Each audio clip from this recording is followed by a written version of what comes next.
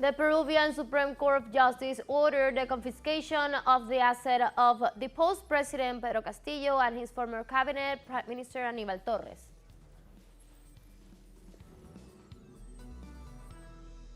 The rainy season in Guatemala has left more than 900,000 people affected and some 300 homes at risk.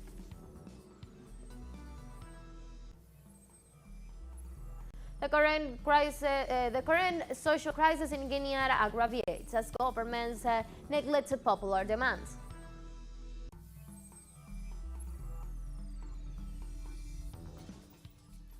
Hello, welcome to From the South. I'm Ana Marrero from the teleSUR headquarters in Caracas, Venezuela. We'll begin with the news. Stay with us.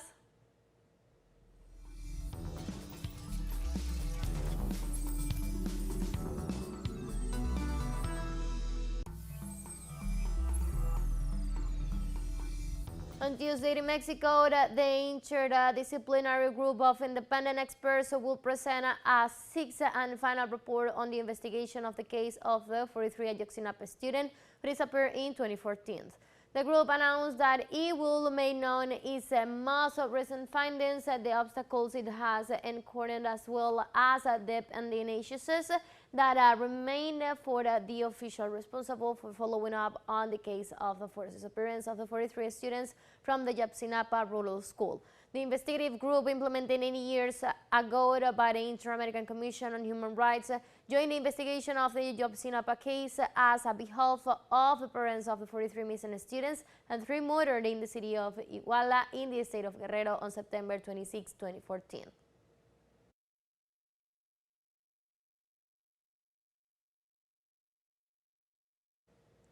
On Tuesday, Mexican authorities announced that they will seek $15 billion from United States arm manufacturers as reparations for damage caused by neglected businesses practices.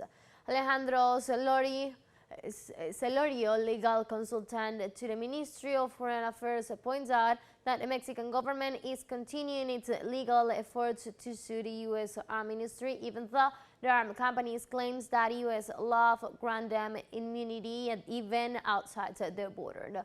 Celorio reported that the best scenario for the Mexican case is for the Massachusetts court to be ordered to take up the case and enter the discovery phase.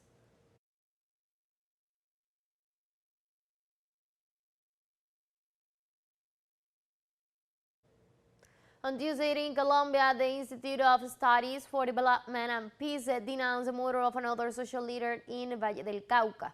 According to the report, of the victims is Tiberio Chepesetti, and he was killed with a knife in a rural area of El Llanito in the municipality of Florida, while noting that more details of the facts are unknown. Chepe's death increases the number of social leaders to 94 so far this year in Colombia.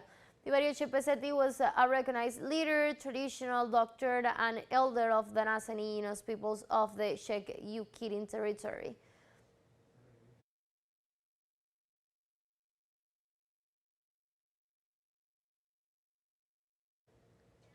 The Peruvian Supreme Court of Justice ordered the confiscation of the assets of the past President Pedro Castillo and his former cabinet, Prime Minister Aníbal Torres.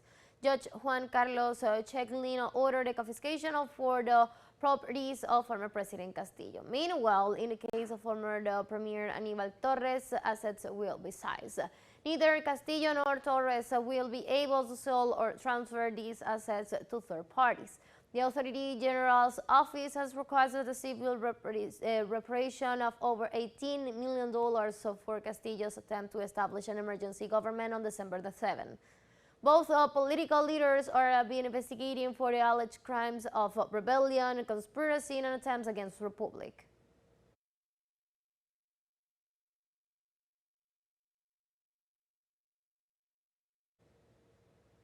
Let's take a very short break, but remember you can now follow us on our TikTok account as teleSUR English. There you will be able to see news in different formats, news updates, and more. Stay tuned for more news.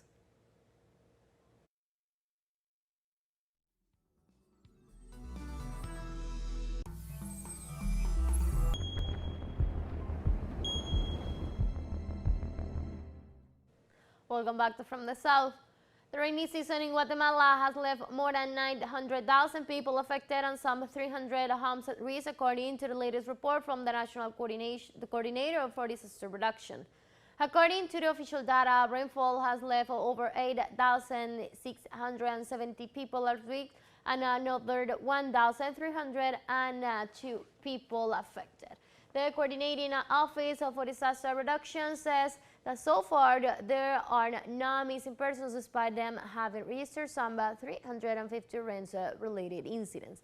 According to the weather's forecast as well, the upcoming 16th tropical wave of the season, they are expecting more rains and thunderstorms in several sectors of the country for the remaining of the month of July.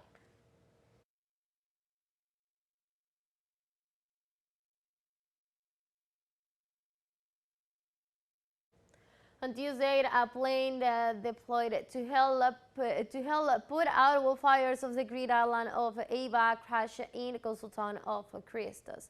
The fire department said military teams are moving to the scene to see exactly what happened and what conditions the crew is in. Greece is suffering the third consecutive heat wave with temperatures above 40 degrees Celsius in some parts of the country.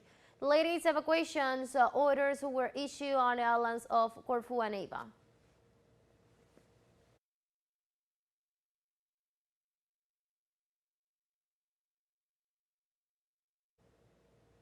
On Tuesday, a magnitude 5.5 earthquake shocked the southern Turkish province of Adana, sparked fears over recent quakes that devastating parts of Turkey and Syria. The earthquake monitoring center in Istanbul said the quake occurred at 8 a.m. local time on Tuesday. This epicenter was in the district of Kosan, about 64 kilometers from the city of Adana, located near the Syrian border. The European Mediterranean Seismological Center said that the earthquake was at a depth of 12 kilometers. No injuries or damage have been reported so far.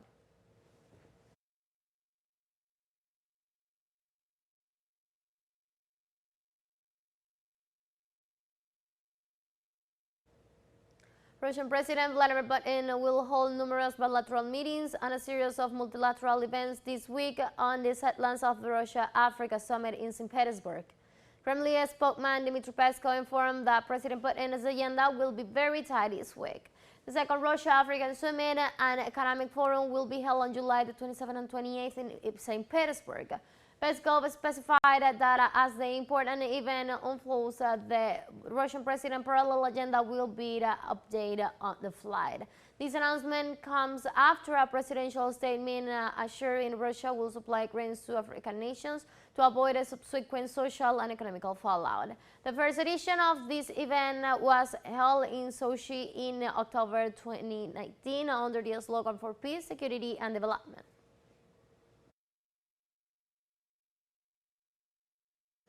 Kremlin spokesman Dmitry Peskov has said that the pressure exerted by the United States, France, and other Western countries on African countries, especially to prevent the Russia-Africa Summit, should be calmed down. The summit is scheduled for July the 29th through the 28th in Russian city of St. Petersburg.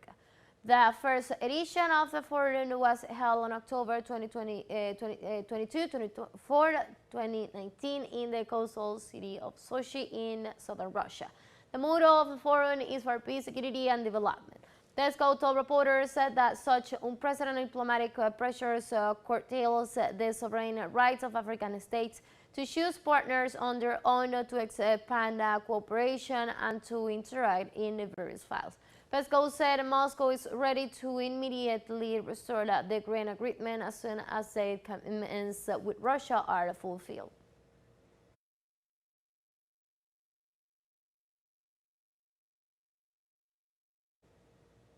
Global and cybersecurity challenges took center stage at a two-day BRICS National Security Advisor meeting in Johannesburg, which presents the BRICS Leaders Summit to be held on South Africa in August.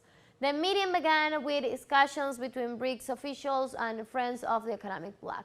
Top Chinese diplomat Wang Yi, who also participated in the meeting, focused especially on cybersecurity issues, detailing China's efforts to threaten exchange and boost cooperation with the emerging market. Wang urged respect for the purpose and principle of the UN Charter and the governance model chosen by individual countries, advocating a peaceful use of cyberspace.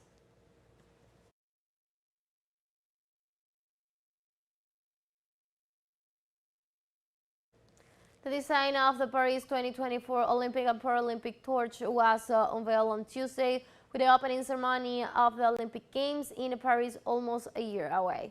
The torch, measuring 17 centimeters, is made of lightweight radiant steel and is distinguished by its champagne color. Mathieu Lohener, the torch's designer, revealed that he was inspired by the three symbols of Paris 2024: equality, water, and tranquility, and declared the torch features perfect symmetry, speaking most clearly about equality.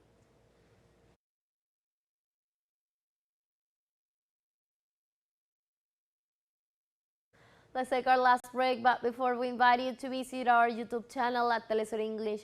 There you will be able to watch our interviews, top stories, special broadcasts, and more. Hit the subscribe button and active the notification bell to stay up to date on the world's most recent events. One final short break, don't go away.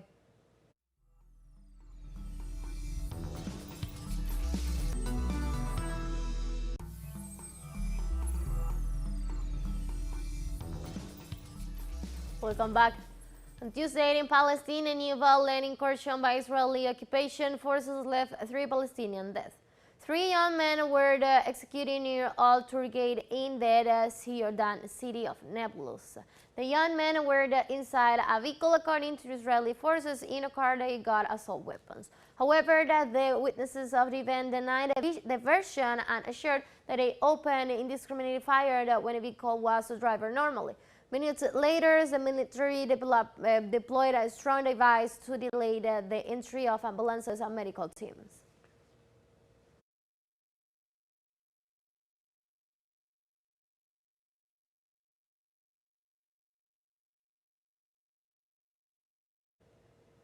On Monday, Israeli parliament approved a key part of the judicial overhaul that has exposed the fissures in society. Protesters held a vigil prior to the vote on the report, which was passed unanimously by Netanyahu's governing coalition on Monday. Reforms opponents argue it'll undermine democracy in Israel and put countries on the verge of a social crisis. The overhaul calls for the sweeping changes aimed at curbing the powers of the judiciary by limiting the Supreme Court's ability to challenge parliamentary decisions, for there is no constitution. The reform will also give the cabinet control over the selection of new judges and the power to override the court's ruling with an absolute majority.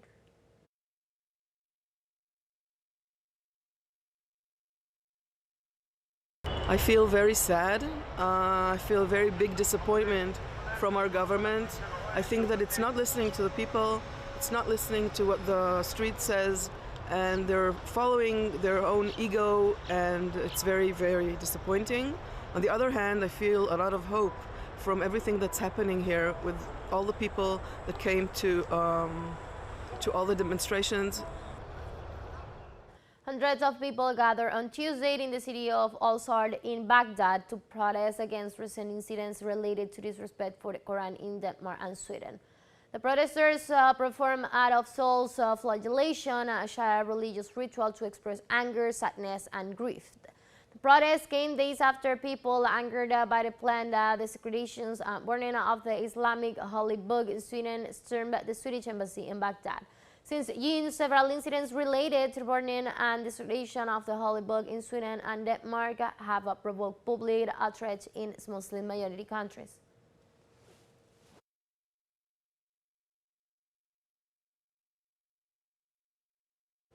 The current social crisis in Kenya aggravates due to its high external debt, the weakening of its local currency, and the turbulence of the international economy. So far, the Kenyan government is not yielding to popular and religious demands to repeal an ill-advised financial law, and popular practices that have threatened to return to the streets just days away from first clashes with riot police. Representatives of different social groups have announced new proposals, most of which have been called for by political opposition. The protests that have taken place so far have been violently repressed, and it is to be expected that if demonstrators block roads once again, the violence will increase. With the constitutional guarantee for protests, we never imagined that police would allow protests, confront protesters, and kill so many as is the case now. We never expected the state-sponsored genocide that is taking place. We are witnessing unprecedented police brutality. We are also witnessing an unprecedented phenomenon of the state resorting to armed militia to quell protests. You have visited hospitals and morgues, and you have established that police and hired gangs have shot and killed or wounded scores of people at close range. We have come to the end of this news brief, but you can find these and many other stories on our website at telesurenglish.net. You can also see us on our socials. We're on Facebook, on Twitter, and on Instagram as well. For TeleSUR English, I'm from the South, I'm Ana Marrero. Thank you for watching.